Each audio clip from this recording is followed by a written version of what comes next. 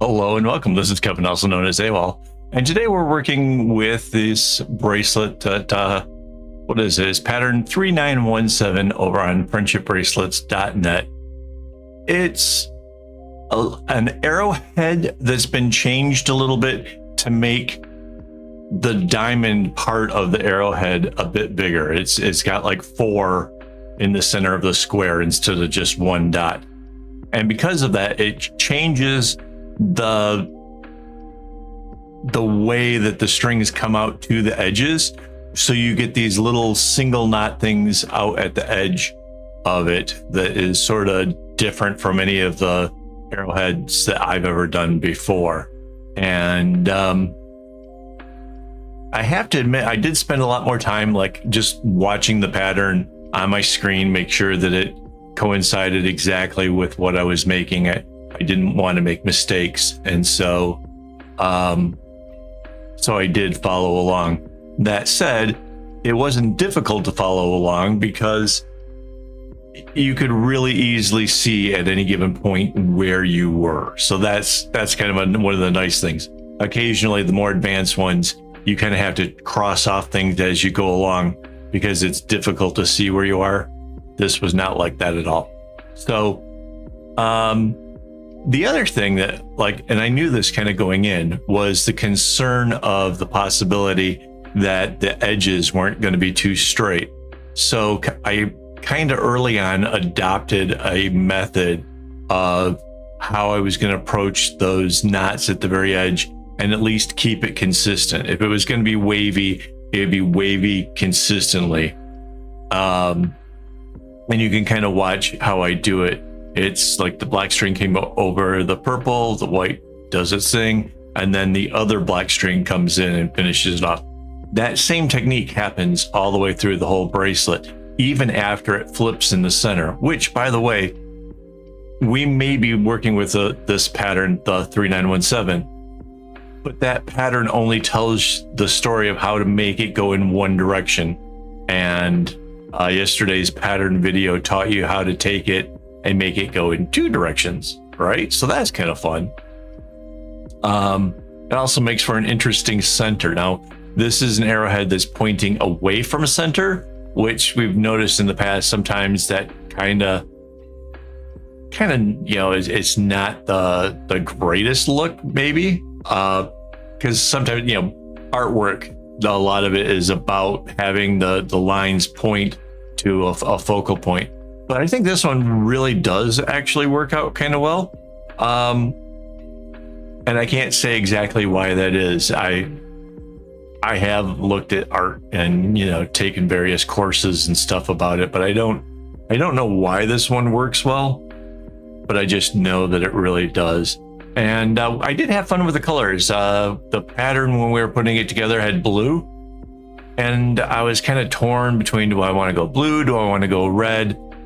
And then I ended up with this, I think it's called fuchsia.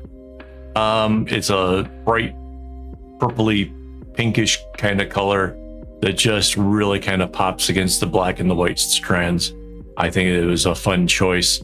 But then again, really, there's very little that you could go wrong with having a black and white as the opposing contrasts. So it's just nice to have a lively color with it. You probably wouldn't want to do like a brown or a tan, but something vibrant would definitely make for a good contrast for something like this.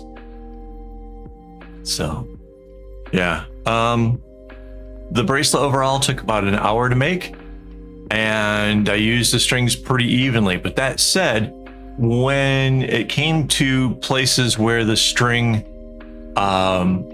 could go straight, like say this black coming over to the black string, I let them naturally kind of go whichever way they were going to go. I didn't zigzag when I didn't have to. And that may have helped save some of the string, balance it out better. Like this ends the white, ended on the white. I just went straight with it. Can't do that all the time. There's a lot of zigzags and stuff going on in here, but when possible, I kind of let them go in various directions. And again, that may help to even it out, it might. There's a possibility of actually going the other direction with it. Sometimes trying to even it out, it turns into a case where you end up using one strand far more. Lucky for me, that didn't happen. Had plenty enough to make the tassels and stuff. So yeah, turned out cool. About an hour to make it. So that's about average for a 12-string bracelet. Oh, we passed the middle. That black square is the actual center point, and you see how like the purple around it and the white kind of, I don't know, it makes a cool shape. And I think that's maybe part why it works. But since we're past the middle point, let me do this before I forget.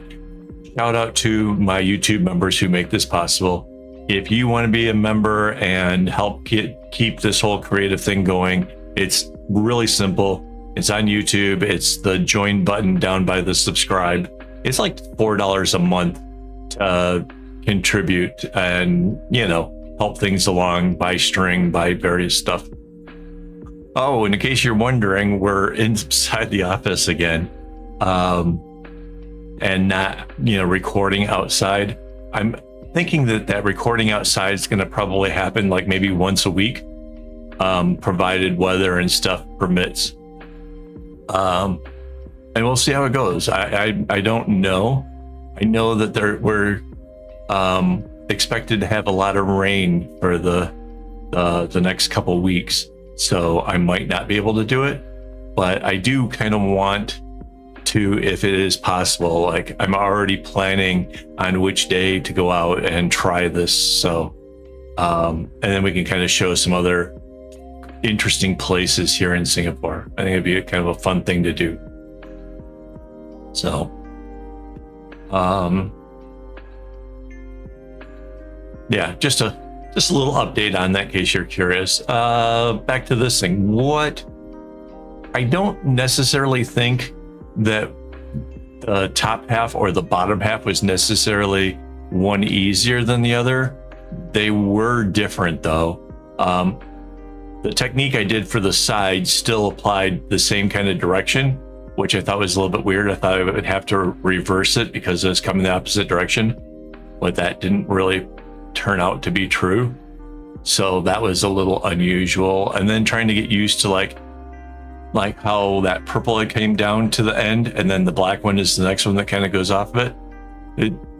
It just kept me looking at the pattern to make sure that I didn't make a mistake, because it's just, for me, did not feel very intuitive. So that said, I still think it's a really beautiful bracelet. I think it's definitely something worth trying.